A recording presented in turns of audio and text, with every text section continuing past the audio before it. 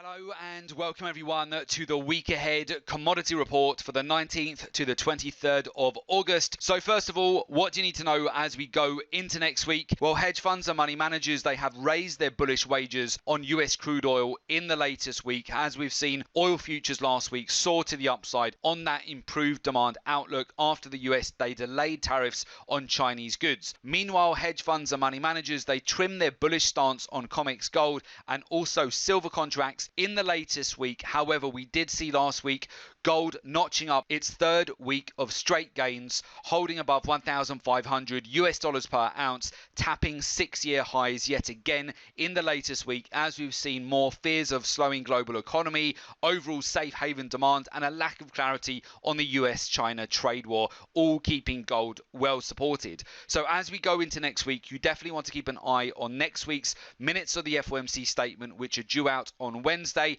and also the Federal Reserve annual symposium at Jackson Hole, which will be held on Thursday, Friday, and through to Saturday as well, where of course we'll be looking out for the narratives with respect to interest rate cuts later on in the year. So with that, let's move over to the charts and let's talk you through exactly what we're looking at as we head into next week.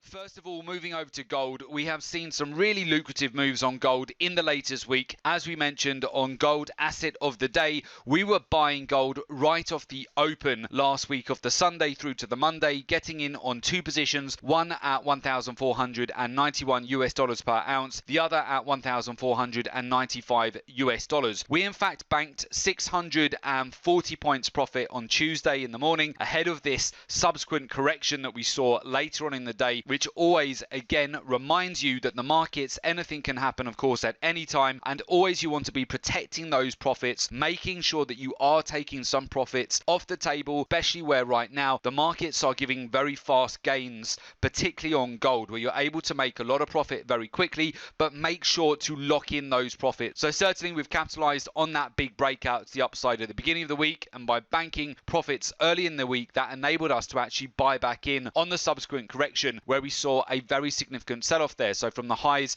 over a 540 point move that we saw on Tuesday, and then subsequently buying back in after the dust had settled, buying back in at 1,500 US dollars per ounce over two more positions, enabling us to bank over 300 points, again protecting the trades now, moving the stop losses at a point where we have risk-free trades, but at the same time locking in some partial profits. So with all of that said, going into next week, we do have two open positions on gold with the stop losses protected, so we can let those run if we do see further upside on gold. If we were to see any pullbacks, we're going to be looking at some key levels, and I'll tell you what those are as we go into next week. So notice at the moment, we are seeing very shallow retracements. Each time that we're coming back towards 1480 to the 1500 zone, we are definitely seeing support come into that level at the moment. We're seeing buyers come in around those zones right now for gold. So for me, going into next week, I would be looking at the potential again for shallow retracements here. We had another retracement on Friday back down to $1,503, and gold springboarded off that level about 150 points again to the upside before pulling back a little bit into the close. As I mentioned, hedge funds and money managers, they have trimmed their net long positions on gold. However, that data is relevant of course up until Tuesday's close, and really it was Wednesday and Thursday where we saw gold momentum come back into the market to the upside, and we saw another retap towards the weekly highs here of 1,526 US dollars per ounce. We are still only about $22 off the 6-year highs at the moment, so it would not take very much at all for gold to break out back above those swing highs and then make a move up to the next major magnetic level above, which would be $1,550 per ounce. But as always, it may not be straightforward. Markets do not move within a straight line. So essentially what I would look out for as we go into next week, if we were to pull back again here, back towards 1500 or possibly lower, back towards approximately the 1485 zone, again, I would look for evidence of buyers coming in at that zone and looking for opportunities then to establish longs, taking the position back towards the weekly highs and back towards the swing highs here again. If we don't see that at all and we just get a consolidation into next week, possibly just retesting the recent lows here in the last few days, so around the 1503 to 1510 zone, from those zones of support I would then look again for evidence of buyers coming in, a retest back towards the swing highs from 1525 up to 1534. Then of course, if we break above that level, I would look for 1,550 US dollars per ounce to get tested. That would be the next major level of resistance there on gold going into next week. And also have a look at gold on the weekly charts right now as well. We've yet again in the latest week, we've got a higher low, higher close, a higher high, and we've really just continued to drive higher throughout the last 3 weeks here as we continue to see buying pressure to the upside. Typically the month of August is a very strong month anyway for gold from a seasonal point of view and also from a cycle point of view as well. So the anticipation is that gold will continue to get well supported between now and the end of the month. But of course we want to look out for the narratives from the FOMC minutes on Wednesday and also from the Federal Reserve annual symposium, which will be over Thursday, Friday, and of course into Saturday as well. And we'll be looking out for, of course, clues with regard to future interest rate cut. So keep an eye on those news items as we go into next week. Then moving over to silver. You do want to keep an eye on silver here. Again, on the weekly chart, we do have a higher low, higher close, and also a higher high. Silver last week, it broke out in the early part of the week, broke out to $17.50 per ounce. We had noted that at the beginning of the week, over 90% of retail traders were long on silver, and that suggested that from a contrarian point of view, we were likely to get some sort of shakeout. And we did see that over a dollar move to the downside, so very fast moves that we saw earlier in the week on Tuesday. A lot of retail traders getting triggered on their stop losses, and then of course we saw support come back into silver, closing back above $17 per ounce. So going into next week, silver is a little bit more vulnerable here than gold. Silver net long positions, they have been trimmed again in the latest week. I'm still looking for gold to be stronger over the month of August. So I'm more interested in building out positions in gold than I am in silver right now. That said, we often do see that correlation between the two, and silver is still very much undervalued relative to gold. Gold being trading at 6-year highs in the latest week, and silver is only at 1-year highs right now as of the breakout that we had last week to $17.50. So in time, we are likely just to see silver prices catch up to the breakouts on gold. But if you have a look at the daily chart here, silver again looking a little bit vulnerable to a corrective move to the downside.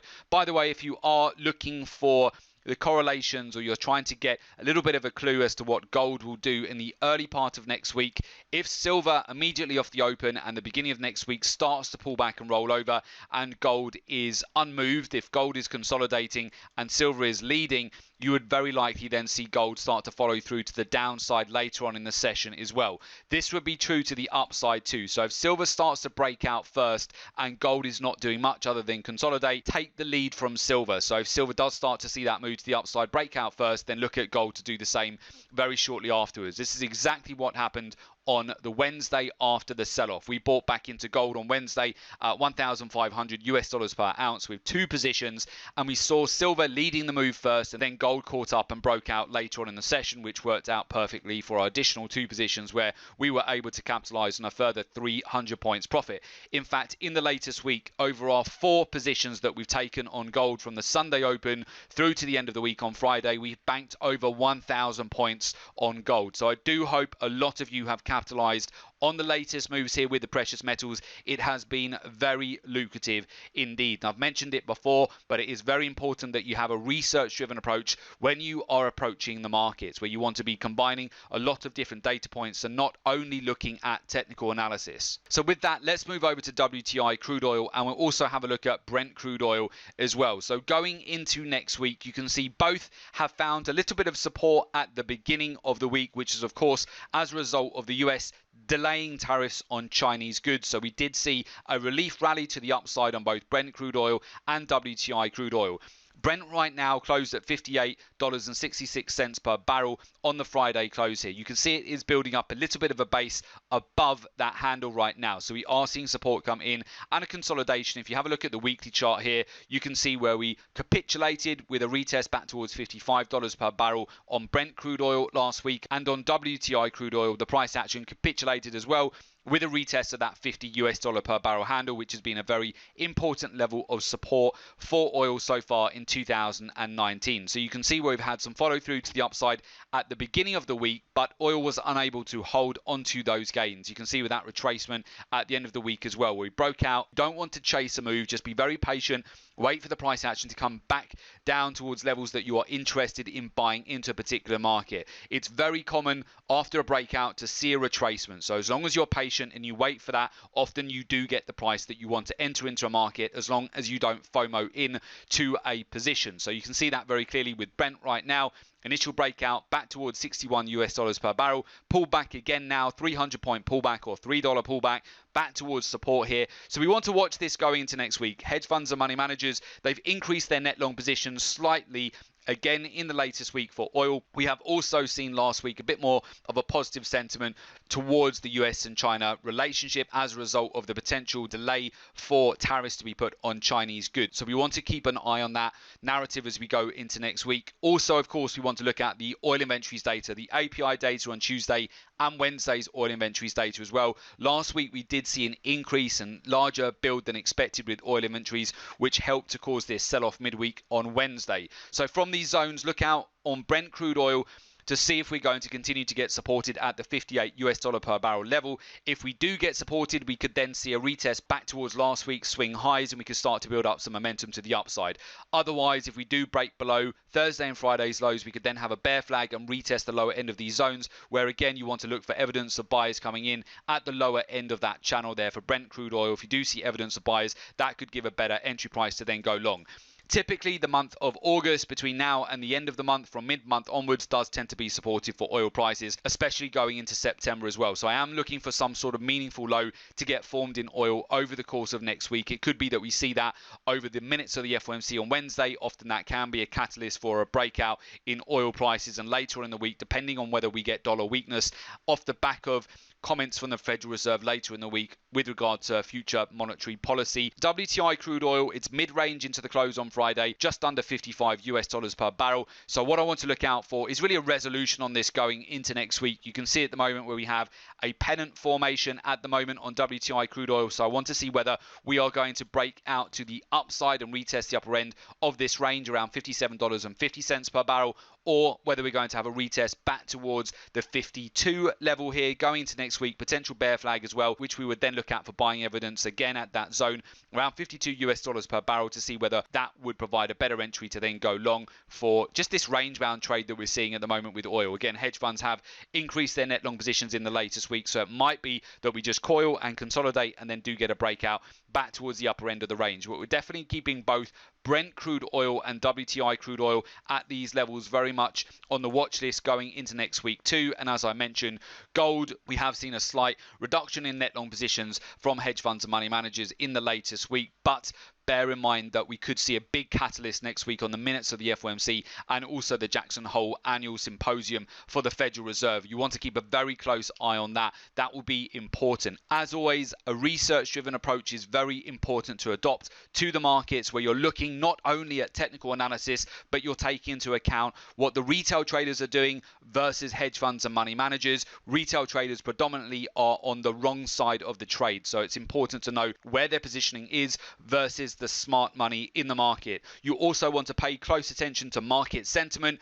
trade flow, and then marry that up with seasonals, market cycles, fundamentals, geopolitical news, and then look at the technical analysis to generate your trade ideas. And that is what will give you an edge in the market. So with that, of course, there is an opportunity for you to join us at the Gold and Silver Club and join a community of successful traders where you will learn a research-driven approach. Members get access to our exclusive live trading room webinars. You get access to real-time trade alerts, real-time trading research and market insights, access to our private Members Academy website, and also access to support and one-to-one mentoring. For more information about the service, just go to www.jointhelivetradingroom.com. The link is also below this report in the description. So just click on the link, make an application, and we will of course get in touch with you ASAP. And do make sure you subscribe to our YouTube channel. That way you're always kept updated with all of the latest commodity reports.